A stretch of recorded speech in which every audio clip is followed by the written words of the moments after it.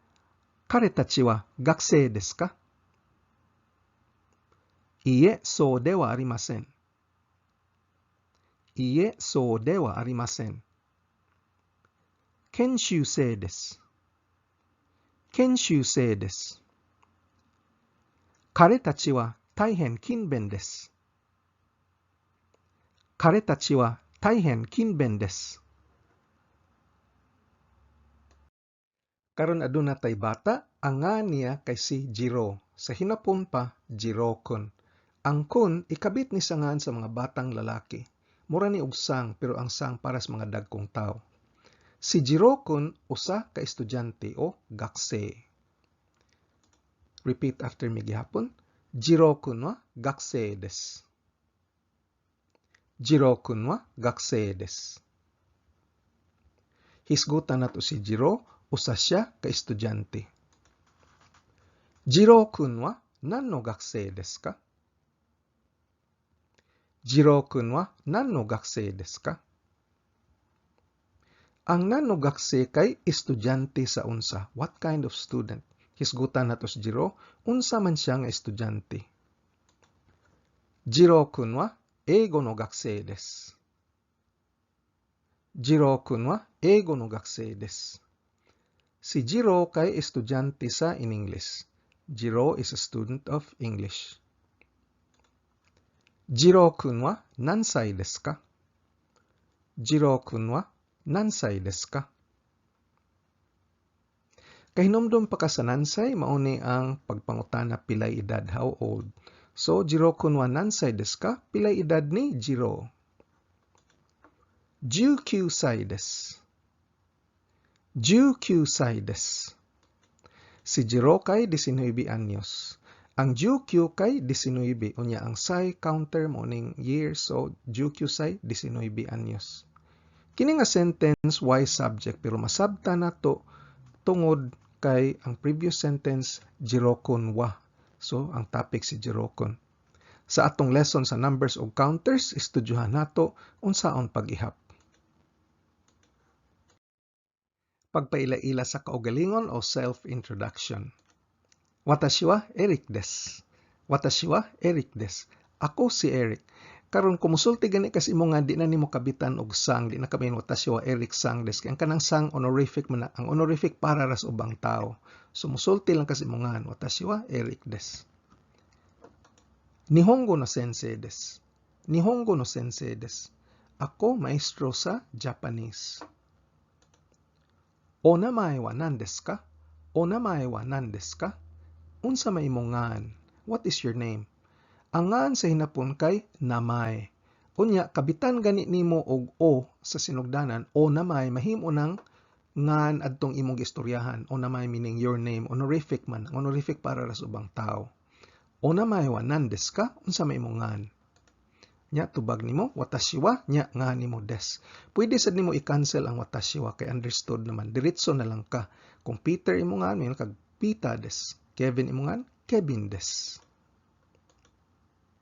O shigoto wa nan desu ka? O shigoto wa nan desu ka? Ang pasabot aning shigoto kay trabaho. O shigoto na o honorific.